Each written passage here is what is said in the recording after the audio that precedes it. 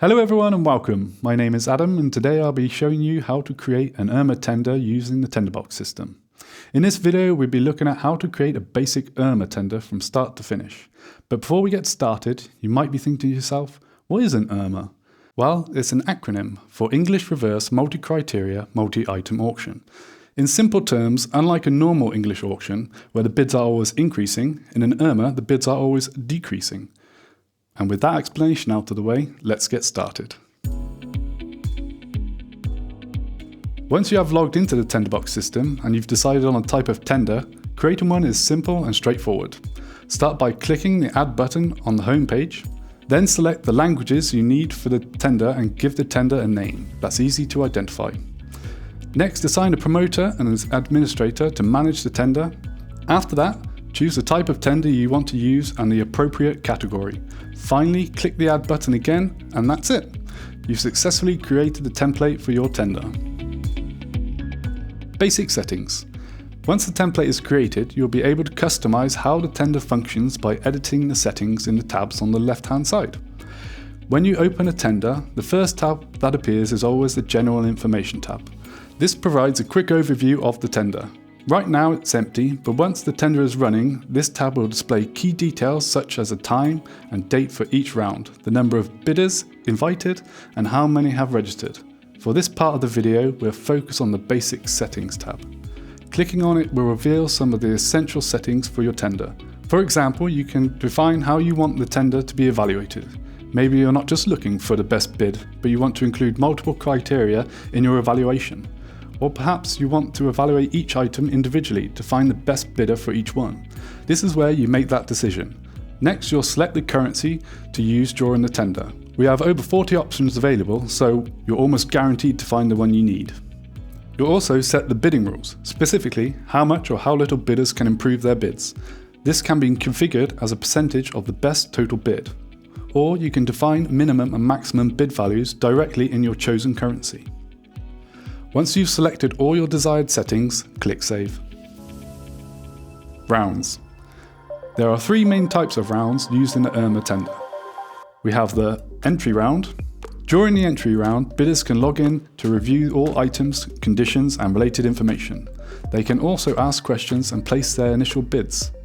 In the verification round, all fields are locked for the bidders, giving the administrator time to review bids, verify documentation, and ask any clarifying questions if needed. The auction round is the most competitive stage where bidders go head to head. The auction round typically displays either the best bids for the items or the bidder's overall rank in the tender. This setup allows the bidders to adjust their offers in real time to provide the best possible price. To create a new round, click on the small plus button in the top right corner of your screen. From there, you can select the type of round you'd like to add. In addition to the three main types of rounds mentioned, you also have the sealed bids round, where all bids are hidden from the administrator and replaced with a blue field until the end of the round. In the documentation verification round, this round allows an assigned commission member to log in and verify bids, documentation, and other relevant details. We'll cover commission members later in the video. Once you've selected your round type, enter the round's duration. You can do this by filling in the three provided fields or by using the calendar to select the exact date and time when the round should end. Then click the Add button. As a side note, you can rename any round to something more descriptive or favourable if needed.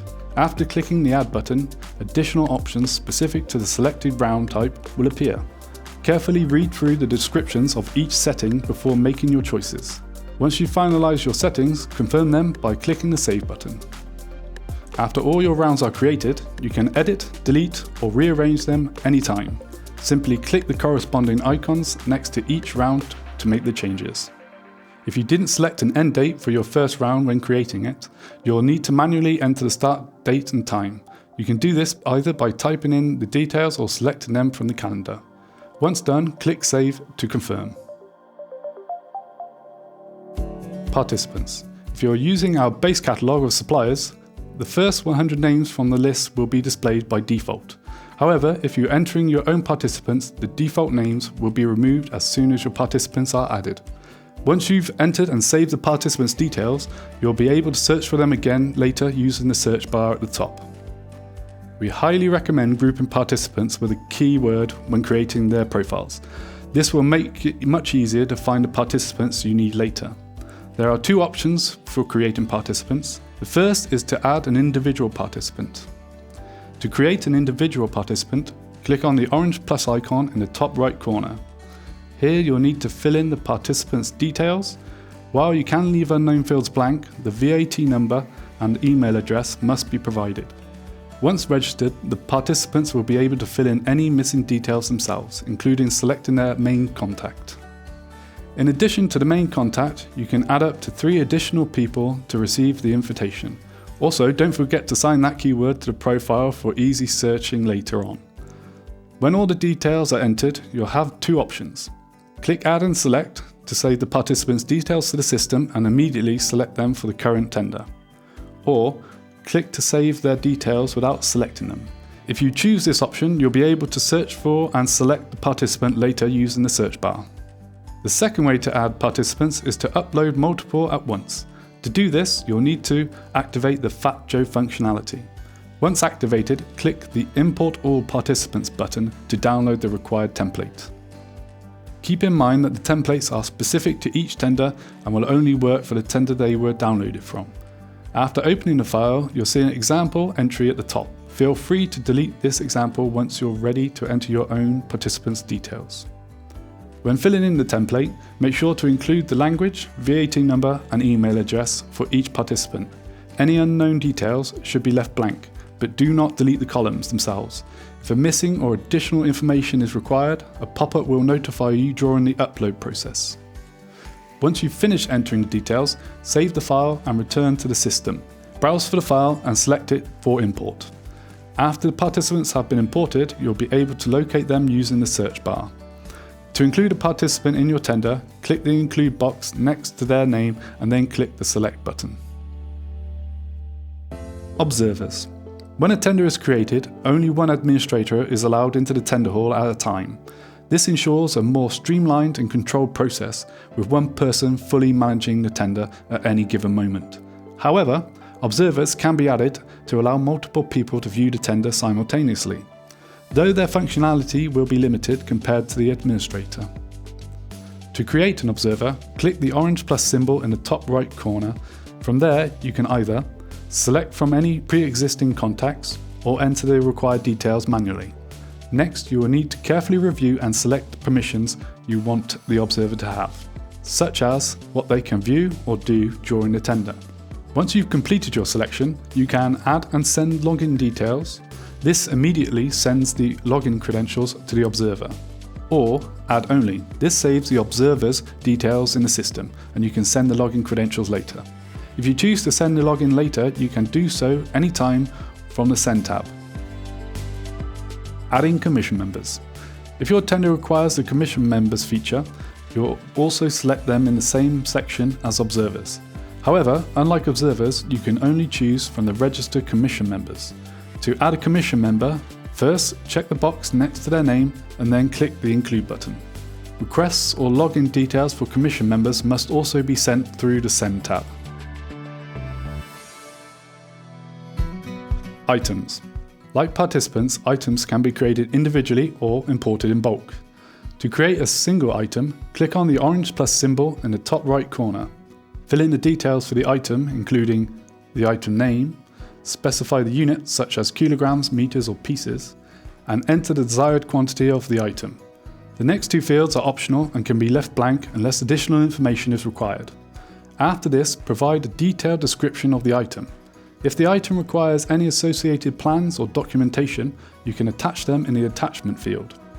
When all the details are entered, click the Add button to save the item. Like the participants, we can also upload multiple items at once. Click the Import Items button and download the provided template.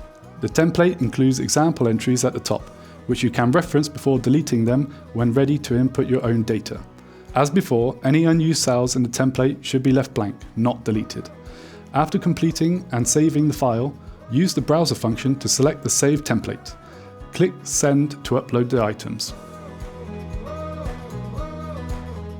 Optional conditions. The Optional Conditions tab is where you can create a list of requirements or questions for participants. These conditions are customized to align with the tender content and meet the needs of the promoter.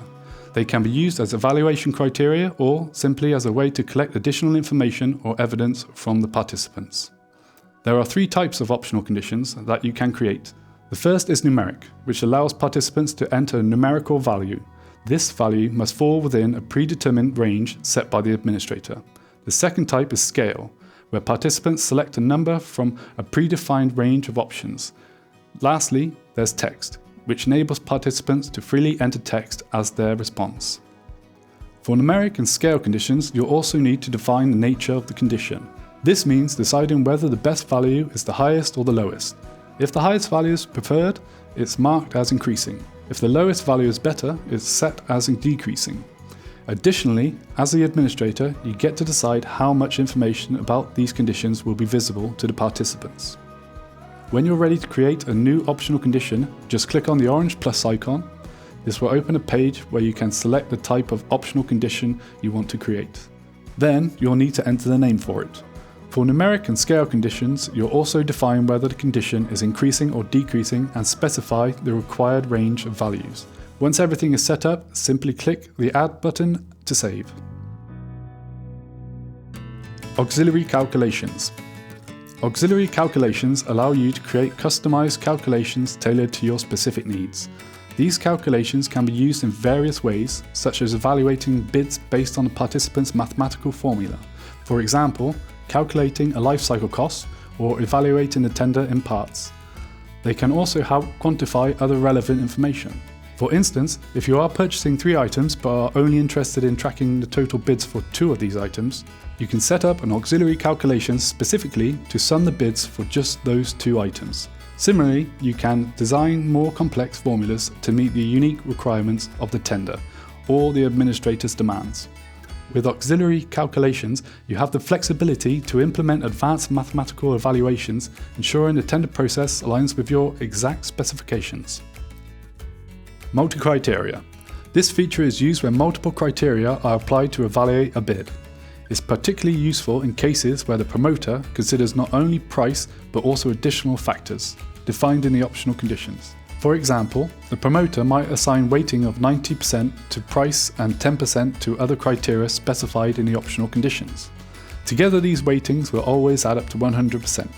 The system will then automatically recalculate the bids, assigning points to each bid based on the weight assigned to each criteria.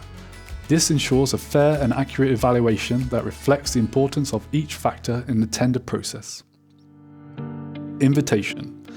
This section allows you to create the invitation that are sent to participants for a tender. Pre-configured invitation templates are available to all administrators, making it easy to include most of the information participants need. However, because each tender is unique, you may need to add or adjust some details manually after creating the invitation. To begin, click on the Create Invitation Template button. In the window that opens, select the template that best suits your tender. For this video, we'll focus on the settings for a classic 3-round purchasing tender. By default, all parts of the invitation will be checked. If your tender does not involve multiple criteria evaluation, make sure to uncheck the multi-criteria option before proceeding. Once everything is set, click the Add button to generate the invitation in the correct format. After the invitation is created, a list of all the included sections will appear. It's important to review the invitation carefully to ensure there are no mistakes or errors caused by selecting the wrong template.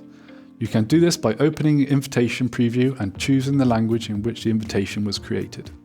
Once you've conducted an initial review, add any additional data that may be required. In most cases, this involves editing the criteria section. To do this, click the edit icon next to the criteria section and fill in the necessary information. Be careful not to modify or delete HTML tags, such as the ones highlighted here, as these tags control the formatting for the text. Altering or removing them could affect the appearance of the invitation. When editing the invitation, ensure you include essential information such as whether prices should be entered with or without VAT, payment terms, delivery terms, purchase periods, and implementation of the order. Providing clear and detailed instructions ensures the participants fully understand the promoter's requirements and the terms and conditions for submitting their bids. once you've finalised the invitation, it's a good idea to perform one last check in the invitation preview to confirm that all the required information has been included. This final review helps ensure that the invitation is accurate, clear and ready to send to participants. Send. In the Send tab, you can send various system messages, but most importantly, invitations for participants. To invite participants, simply check the box in the Send column next to each participant you wish to invite. Then click the Send button. This tab is also used to send invitations to the observers and commission members. The process is the same. Check the box next to the person you want to invite and click Send. Additionally, if a participant loses or deletes their unique login key for the tender, you can easily resend it from this tab. Reports. The final tab we'll cover in this video is the Reports tab. Here you can view and download various reports, both during and after the tender. These reports can be useful for evaluating the tender process or for keeping records in your archives. Each report serves a different purpose, but the most commonly used ones are the Summary Report, Tender Hall Report, and History Report. The Summary Report provides a quick overview of all participants' bids. The Tender Hall Report reflects the same information visible in the Tender Hall. The History Report offers a detailed log of all activities in the tender, including timestamps for each action. All reports can be downloaded in XLS and PDF formats.